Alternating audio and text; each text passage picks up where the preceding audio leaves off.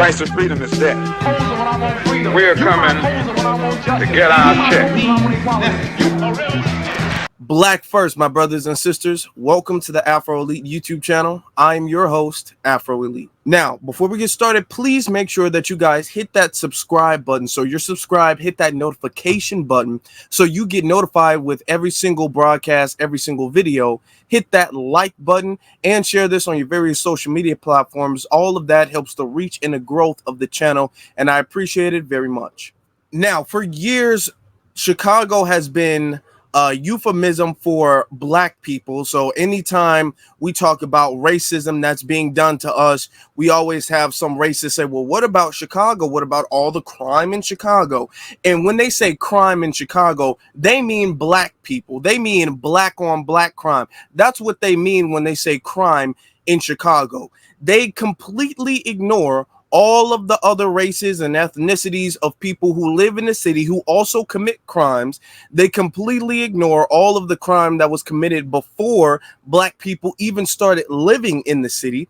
And every single time they talk about crime in Chicago, you automatically know that what they're getting at is black people committing crime. Not only do they not talk about the crime that other communities commit, they hide it. They make all these other communities, right now we're talking about the illegal immigrants, they make them seem like they're these victims and they're helpless, and we have to have some type of sympathy for them. We have to have some type of pity and mercy and grace for them, despite the fact that the people who are shipping them over here, I'm not just talking about Greg Abbott, but I'm talking about the people who are allowing them to come over here, starting with Lori Lightfoot and now Brandon Johnson, and even the governor of Illinois, J.B. Pritzker, allowing them to come over here unvetted. Now they're coming over here and, no surprise to anybody, committing a whole bunch of crimes, and they're not really doing anything about it. They're giving them slaps on the wrist. So we're going to get into this story so we can exactly see how bad this situation is. Migrants face charges for recent incidents downtown, including one arrest twice this month. At least 3 immigrants face charges for recent incidents in downtown Chicago, including one arrested for threatening passersby with a knife and another arrested for shoplifting twice this month. Alejandro Jose Payapa Fernandez, I believe that's how it's pronounced. Y'all know how I am with names, but not trying my best. A 25-year-old resident at the Standard Club Migrant Shelter at 320 South Plymouth was arrested Sunday evening. A Chicago police officer said he was on the block handling a separate incident when people began flagging him down around 6:30 p.m. The passersby directed him to Fernandez, who was waving a knife at pedestrians, according to a CPD arrest report. The officer said Fernandez's knife was about 12 inches long. So you guys have a reference, 12 inches. Imagine a knife and the blade is about, the knife size is about your forearm. Okay, that's about, imagine a 12. This isn't a little pocket knife or anything like that. This is a 12-inch knife. All right. It continues to say, Judge Charles Beach released Fernandez on a reconnaissance bond Monday. Now, what a reconnaissance bond is pretty much like a bond with a promise. Just like, hey, if I let you out, this is a judge saying you get a pass for the most part. And you promise you have to feel some type of obligation. So if you do that, there's going to be rules, can't leave town, whatever. But just be back in court. So the judge, now this immigrant, illegal, is running around with a knife, just threatening people. And the judge is like, well, promise, you seem like a decent young 25-year-old, so just promise you'll come back in court. Don't kill anybody, while we let you go. But just promise you won't, do that, and off on you go. There you go. There's the door. That's what the judge did. All right. And then it continues to say he's charged with misdemeanor unlawful use of a weapon. Let me ask you all, do you think if he was black, if Fernandez was black, and you think if he's waving around a 12-inch knife at pedestrians just on Chicago Street, just waving and threatening to slice people up with a knife, Do you think the judge would be all like, well, I'm going to let you out on a reconnaissance bond and, just a misdemeanor of unlawful use of a weapon? It would be no bond. He would be considered a danger to society. It would be unlawful use of a weapon, public endangerment, attempted murder. It would be anything and everything you could think of. That's what it would be. That's what it would be if he was black. It continues to say, another incident, a migrant who lives at the Calumet 5th District Police Station was charged with a felony retail theft near the Magnificent Mile. Security officers at Nordstrom Rack, 101 East Chicago Avenue, told police Gabriel Monas Marquise, I believe that's how it's pronounced, 31, bought a bag into a store last Friday afternoon and began stuffing it with sunglasses and a purse. Marquise walked out with a bag which contained merchandise worth $1,783, a CPD arrest report said. Judge William Fahey released Marquise on his own reconnaissance. These judges just saying, hey man, y'all just go ahead. Y'all just, you stole close to $2,000 worth of merchandise as an illegal coming to this country stealing. Don't do it again. Just come back. These judges are not. Now, if these people were black, man, let me tell you. Now, they want to talk about how bad Chicago is. Oh, man, Chicago. And you know how Chicago's with the black people and the black population. They're all criminals in Chicago.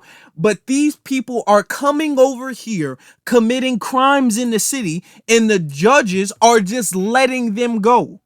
They're just letting them go. And nobody's saying anything about this, mind you. No, you don't see the right and the Republicans talk about you're not tough on crime. You got to be tougher on crime.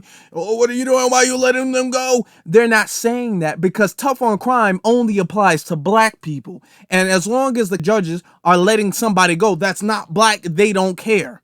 Tough on crime means lock them up, lock those niggers up and throw away the key. That's what tough on crime means. If these are illegals committing crime and you don't see nobody saying anything about judges saying, well, I mean, it's only like $2,000 worth of stuff. Who hasn't, picked up some stuff before from a store? We've all been through that. Let them go. Who hasn't just kind of like swung a knife around? You're probably just, just playing with your new life, probably misunderstanding. Let them go. These judges are really doing that. Then there's Jefferson Bozo Santiago, 23, another resident at the Standard Club shelter. He managed to get arrested twice this month for misdemeanor shoplifting. These people going around stealing. Now, this is what happens. This is what happens when you allow all these unvetted illegals just to come in the neighborhood. All right. You don't know who these people are. You don't know what these people have done in their country. You don't know what these people are capable of, what their mentality is, their background. You don't know nothing about them. And you're just bringing them in our neighborhood talking about they're asylum seekers and they got kids and babies. We got to let them happen. We got to you're letting them in here and doing that. Not only that, when they do commit crimes, you're all like, what's a little misdemeanor here or there? These people aren't even citizens coming to your country committing crimes, and they're just letting them go. It continues to say, back on the 4th of July, security officers at Macy's, 111 North State, detained him for putting a bottle of Perter perfume and 4 Puma shirts into his hoodie and a book bag, according to an arrest report, a total value of $260. He was released from the police station on a reconnaissance bond. Man, they just handing these reconnaissance bonds out like they Oprah Winfrey. You get a bond, you get a bond, you get a bond. Just 12 days later, 12 days later, okay, not even 2 weeks, he was arrested at Neiman Marcus, 737 North Michigan. Security officers told police they saw him put a pair of $247 sunglasses into a bag and walk out, according to a police report. Just look at these despicable thugs. The guy all the way on the left, the skinny guy with the long neck, that's the knife dude. The guy in the middle, that's the guy with the sunglasses. And then the guy all the way at the end, that's a dude who stole almost $2,000 from the store. Judge Susanna Ortiz set a bail at $3,000 on July 18th, but Judge Daniel Gallagher reduced it to a reconnaissance bond, no surprise, on Monday. He was like, oh, wait, help, bail? What? Bail? What are we doing? This is, no, let him go. What do you mean? Let it, I see he did it again, even though we gave him a bond the last time, but if at first you don't succeed, try again. On the interim, Santiago entered into a defense prosecution agreement with prosecutors for the July 4th incident, according to the court records. He is expected to complete 20 hours of community service. Community service. Boy, oh my God. These are such slaps on the wrist, man. It is crazy. They don't treat black people like this. They don't treat, now mind you, they don't treat black teenagers like this. All of these, the youngest person is 23, and he's getting reconnaissance bond after reconnaissance bond. And you're saying, 20 hours of community service. That means you stole, got caught, and we gave you 2 bonds, and you have to do not even a full week's worth of community service. So that means you just helping pass cans to old ladies or picking up garbage out around 20 hours of, not 20 hours in probation, not 20 hours in a fine, not 20 hours, and just 20 hours of community service, and off you go. It continues to say the men joined a list of migrants who found themselves in hot water since arriving in Chicago. They've been making Chicago hell, but every time they want to talk about Chicago, it's always, you black people, those niggers over there in Chicago, they're always tearing stuff up and you got to get rid of them. It's always black people. Nobody wants to point this out. This is why they shouldn't have come here. The bullet points go. A 23-year-old resident at Sandra Club is arrested for hitting a server in the face with a bottle at Whispers, a lakeside cafe at Oak Street Beach. Hitting you could take somebody's eye out, knock somebody's tooth out, break somebody's nose. 23 years old. This man is, can you imagine what he was doing back in his home country? Or you wouldn't know because you didn't vet him before you allowed him to come over here. All right, another one. It says another migrant was arrested 3 times during his first 3 weeks in the city. You're just allowing these criminals to come over here. How are you arresting somebody 3 times? After the second time, they're like, oh, damn, I don't know if we should let you back out. Well, we're going to do it anyway and let them back out. What is going on with, man, oh my God. Another one, it says, and another was charged last month with trying to shoplift $3,100 worth of merchandise from Macy's in the Loop. Then it continues to say, in May, a resident of the Standard Club shelter was charged with stabbing another resident during an argument. These folks are criminals. They're Now, circling back to what Donald Trump was saying, that they bring their criminal class over here, he wasn't too off with that one, was he? And this ain't me being, on the Trump bandwagon, but I'm just trying to say, they want to bring them over and they want everybody to feel so much sympathy and give so much mercy and so much grace to them. There is no way in the world we will be able to go to any other country. And I mean, we, as in the foundations, will be able to go to any other country and commit crime and be criminals and just get let go. And the media is talking about how they need to be, the natives need to be sympathetic to us as we're coming over here stripping and tethering their resources from them and creating crimes in their neighborhoods, and the law enforcement is allowing us to do it. It continues to say, migrants who also have been the victims of crime recently. Yeah, they might be the victims, but they're the victims. A lot of them are of other migrants, but okay. Migrants have been targeted by armed robbers at least twice this month, one outside a shelter in the 2000 block of South Racine and another outside a shelter operating in the former Young Women's Leadership Academy, 2641 South Calumet. In Indiana, a man is accused of stealing 2 phones that migrants left charging in a lobby of the near West 12th District police station where they live. Well, I mean, people steal phones all the time. I'm not condoning that. I'm not saying that's not a bad thing, but people steal cell phones. If you're gonna leave your phone charging in a public place, you need to supervise it. You need to watch it. You can't just leave your phone and then come back 30 minutes later and be surprised if your phone isn't there. Now, when they say tough on crime, be tough on crime, they never talk about tough on crime when it comes to any other group except black people. Tough on crime means stop and frisk. Tough on crime means 3 strikes laws. That means lock black people up. That means death penalty for black people. That's what tough on crime means when they talk about that. For black people specifically and exclusively. They don't mean that when it comes to any other group of people. Now, you have Republicans who claim that they don't want all of this mass illegal immigration like Greg Abbott and DeSantis and Trump and all of them. But when they're committing crimes, you don't say, oh, we got to lock them up or even better, deport them. They're not even talking about doing that. Now, Brandon Johnson is a quote unquote black politician, but he's allowing these people to come over here swinging knives at people. He could potentially end somebody's life, not doing nothing at all to prevent that from happening.